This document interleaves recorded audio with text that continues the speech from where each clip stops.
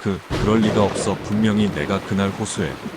남자는 온몸을 떨며 뒷걸음질 쳤다. 그 앞엔 죽은 줄 알았던 아내가, 아니, 분명히 본인이 직접 죽였던 그 여자가 멀쩡히 살아있었다. 창백한 얼굴, 젖은 머리칼, 그리고 손엔 7년 전 그날 그가 버렸던 반지가 끼워져 있었다. 안녕하세요. 저는 현재 이름을 밝힐 수 없는 남성입니다. 이 이야기를 들으시면 왜 그런지 곧 이해하시게 될 겁니다. 저는 몇 년 전까지 평범한 가정을 꾸리고 있었던 한 남편이자 회사원이었습니다. 하지만 그 평범한 일상이 제게는 너무나 지루하고 고통스러웠습니다. 아내는 제 말을 귀담아 듣지 않았고 매사에 의심이 많았습니다.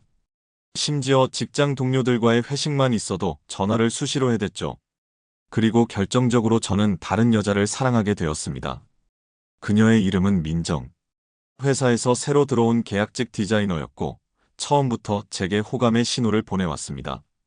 나와는 다르게 밝고 섬세하며 제 말에 귀를 기울이는 그녀에게 저는 점점 빠져들었고 결국 아내 몰래 관계를 시작했습니다. 문제는 아내가 그 사실을 눈치채기 시작했다는 겁니다. 핸드폰을 몰래 보는 듯한 느낌, 의심 가득한 눈빛, 그리고 마침내 저를 따라 회식 자리에까지 나타났을 때 저는 이 여자와는 정말 끝내야겠다는 결심을 했습니다. 하지만 이혼은 쉽지 않았습니다. 아내는 이혼을 절대 못하겠다고 했고 제가 잘못한 사실을 주변 가족들에게 알리겠다고도 했습니다. 자존심도 상했고 무엇보다 민정과의 미래가 흔들리는 게 싫었습니다. 그래서 저는 아내를 없애기로 했습니다. 계획은 단순했습니다. 여행을 가자고 했고 외진 호수 근처로 차를 몰았습니다. 비가 오던 밤 그녀가 차에서 내린 순간 등을 밀었습니다. 예상보다 너무 쉽게 떨어졌고 그녀는 물속으로 사라졌습니다. 구조 요청은 하지 않았습니다. 그냥 그 자리를 떠났습니다. 신고는 하지 않았습니다.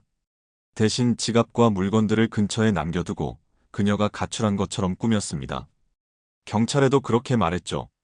의심은 있었지만 증거는 없었습니다. 그렇게 아내는 실종자로 남았고 1년 후 실종 선고를 받고 저는 법적으로도 자유로워졌습니다. 그리고 민정과 결혼했습니다. 아주 행복했습니다. 아내 없이 사는 삶이 이렇게 평화롭다니. 우리는 새로 이사한 아파트에서 아이도 가졌고 친구들 사이에서도 부러움을 받는 부부였습니다.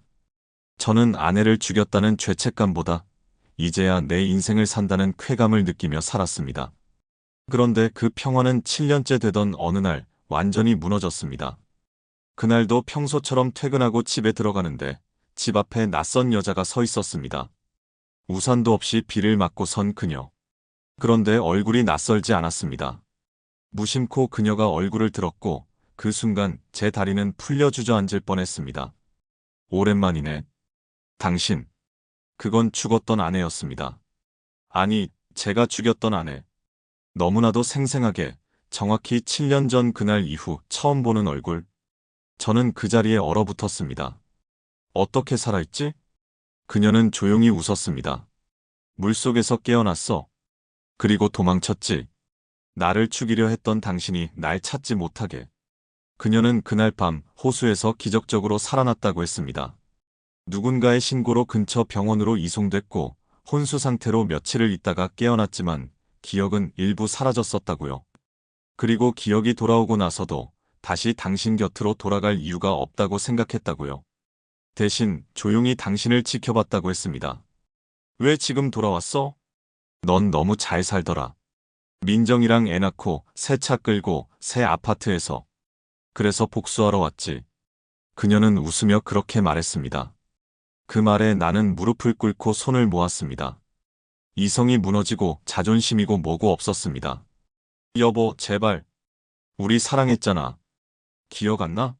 우리가 처음 만났던 그날, 내가 내게 웃어줬던 그 순간. 다 잊은 거야? 내가 잘못했어. 미쳤었어. 그 여자 버릴게. 정말이야. 다시 잘해보자. 우리가 함께했던 시간들을 생각해봐. 제발 한 번만 날 용서해줘. 나는 그녀의 다리에 손을 얹고 매달렸습니다. 목이 메고 눈물과 콧물이 섞여 흘렀습니다. 하지만 그녀의 표정은 미동도 없었습니다. 오히려 차갑게 무표정하게 나를 내려다봤습니다. 그리고 그날 밤 그녀는 모든 증거들을 하나씩 보여주기 시작했습니다. 당신이 범인이라는 증거. 당신은 끝났어. 함께 찍힌 여행 사진, 호수 주변의 CCTV 복원 영상, 심지어 당신이 민정에게 보냈던 메시지들까지. 저는 경찰에 체포됐고 지금 이 글을 교도소 안에서 쓰고 있습니다. 민정은 저와의 결혼이 위조된 서류였다는 것을 알고 실신했고 아내였던 그녀는 제 재산의 절반 이상을 법적으로 가져갔습니다.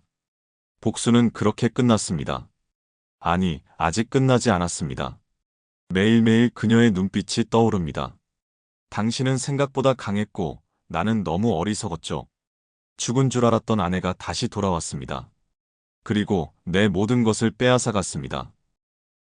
사람은 누구나 자신의 인생을 보다 행복하게 만들 권리가 있습니다. 하지만 자신의 욕심과 이기심을 채우기 위해 다른 사람의 삶을 무너뜨리려고 하면 반드시 그 대가를 치르게 됩니다.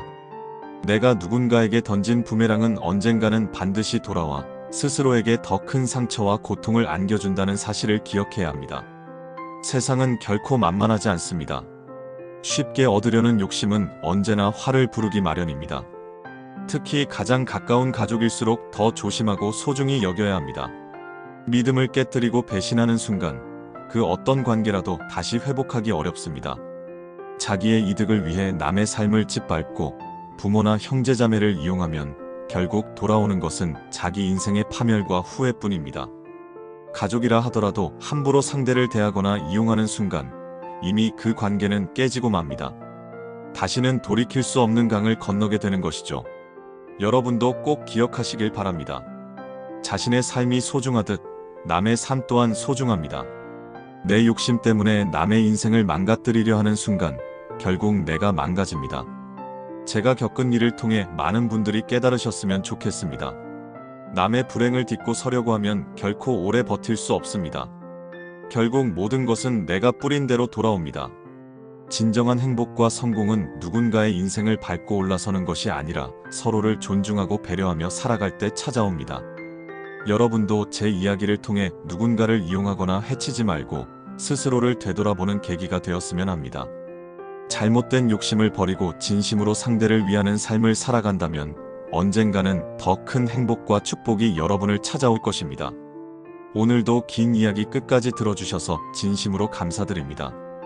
여러분의 앞길에 복과 행복만이 가득하길 진심으로 바랍니다.